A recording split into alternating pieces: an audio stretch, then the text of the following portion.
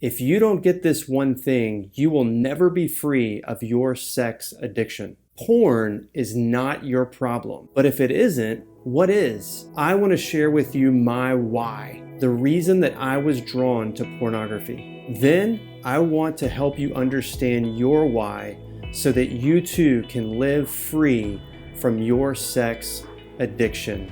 Let's chat.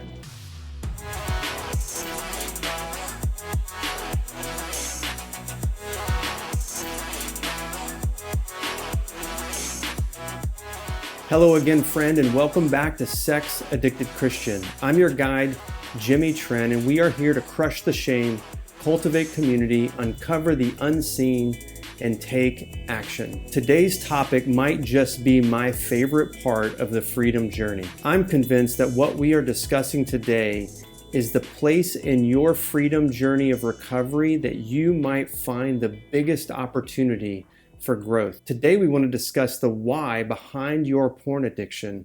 It's the third pillar in the four pillars, uncovering the unseen.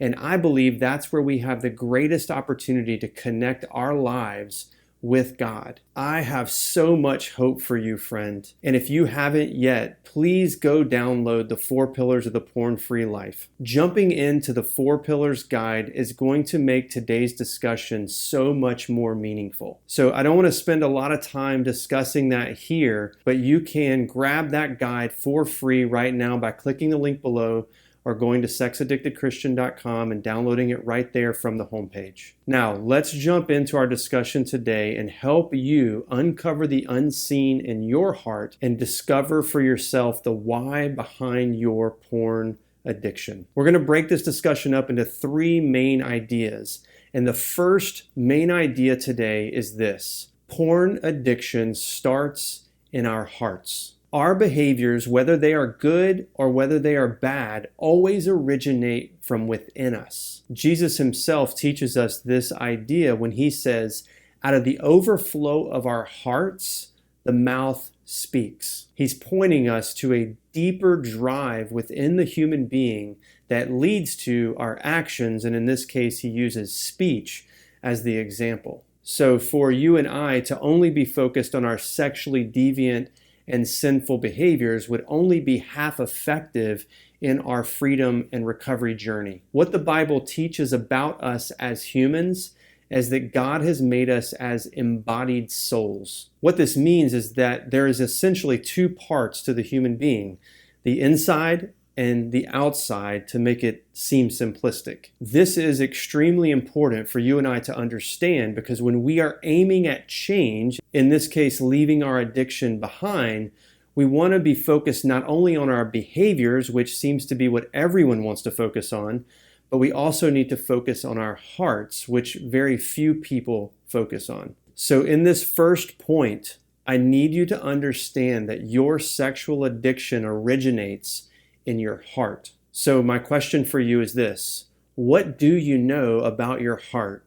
What do you know about your soul that is living in the body that is doing the addiction? If you can uncover this, then you will get to the heart of your sexual addiction. Now for our second main idea: tell me I'm enough. This statement is my why. Vulnerable alert. I want to give you fair warning here. I want to share some things with you about my life that are extremely personal, but I want and I hope and I pray that they benefit you in your attempts to find your why. A lot of my porn use was driven by my longing and desire for someone to tell me that I was enough.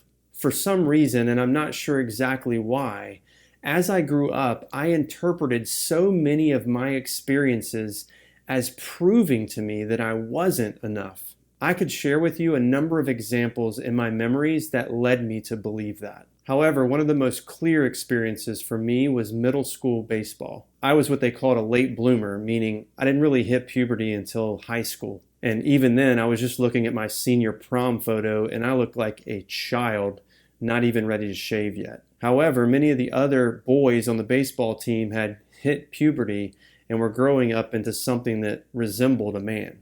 Men in a physical sense, but not necessarily in character. So it was pretty common for these guys, proud of their own bodies, to show off their quote unquote manliness in the locker room. So for myself, not being as advanced in puberty, was forced to see these guys in all their nakedness, which in the end led to a lot of shame regarding my own body. The craving for someone to tell me that I was enough grew all the more. Also, during those years, I had a couple medical procedures which gave doctors and nurses unhindered access to my man parts. This led to more shame. Experiences like these and other non-sexual memories grew into a craving for approval, and I sought that approval in many ways, including sexually acting out. When I first started my recovery, my freedom really took off when I was able to start making connections between my sexual acting out and this craving for approval. I started to realize that my sexual addiction was rooted in my demand for approval.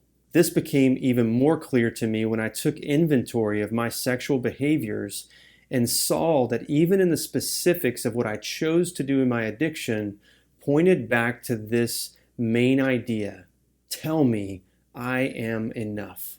When I think about the specific things that I did sexually, the type of pornography that I was watching, my heart's desire while I was doing it, all pointed back to the same question: am I enough? Okay, main idea number 3. It's time to uncover the unseen. I want you, brother and sister, to see what you have yet to see. Your porn use is more than a sex drive. There is a power source deep in your heart that is leading you to seek its fulfillment in your sexual sin. I talk a whole lot about this in many of my videos because I really believe that this is a massive key to unlocking your addiction. If you've yet to watch my longer video on this uncovering unseen, I'll link it up below where I talk about porn not being your problem. That video will go into a lot of the scriptural basis for what I believe to be true, in that our hearts are the driving forces of our behavior. This work of uncovering the unseen is a lot. It is challenging to work through, and it's going to take some effort and some time to really uncover it. But that's okay. You're in process. I don't want you to get discouraged. Keep investigating, and as I've said before in previous conversations, community is a pretty big key in helping you with this third pillar of uncovering the things that you can't see. However, I want you to do a couple things this week to help you get started on finding this culprit. The first thing I want you to do is write out your life story. I know this sounds intimidating, but let me explain. The first thing you need to do is open up a Google Doc, and I want you to start with bullet 1 of your earliest possible memory. Then from there, I want you to continue the bullet points in chronological order, indicating the different highs and lows that you can remember in your life. Don't worry about listing that you had peanut butter and jelly in kindergarten unless for some reason peanut butter and jelly is a relevant detail to a bigger thing that you can remember, whether high or low. Keep going on this document until you get to the current day. Once you've finished, I want you to go back and review the timeline of your history and start to see if any themes surface as you read through it. This process alone could be very enlightening for you. I often use this process with clients in the counseling room to help them begin to see some of the things that have happened and how things when they were 8 connect to things when they were 12, and again when they're 16, and maybe again when they got married. So you're just looking for some repetitive themes or particular things that surfaced within you at different points in your life. Okay, life story. Now the second thing I want you to do is write out a sexual experiences inventory. Do this in historical order as well. I want you to be modest but somewhat detailed in your account of your own sexual experiences. The purpose here is I want you to begin to see the particulars of your choices when you act out sexually. As you review this, I really want you to think about it. For instance, the type of pornography that you tend to search out and watch could be great insight into your why. Okay, so once you've got your historical timeline of your life and your sexual inventory, I want you to compare and contrast the two lists. Do you see any overlapping connections between the two? Are there any connections between the themes in your life and the specifics regarding your sexual acting out? The assignment that I'm giving you this week could be very difficult to do. You may experience a lot of shame as you take inventory of your sexual addiction. Or you may find yourself just getting really frustrated, not really seeing any fruit from trying to uncover the why. Those two reasons and a few more is the reason that I wrote the 4 pillars of the porn-free life, a checklist guide to lead you to your freedom. The guide will help you to appropriately deal with the shame that you feel in connection with your sex addiction, as well offering even more help for you when you are attempting to uncover the unseen things in your heart. So if that's you and you haven't yet downloaded the 4 pillars of the porn-free life, please click the link below and grab it. Go to sexaddictedchristian.com. You can grab it there and start working this plan of recovery. Your freedom from sex addiction is not far away. Friend, I love you and I'm praying for you. I really hope that this video will prove to bear the fruit of uncovering the hidden thing in your heart that might just release you to a whole new experience of freedom. I'm so thankful to be with you. I'm praying for your freedom. If there's anything I can do, as always, email me, leave a comment below. I'll respond there.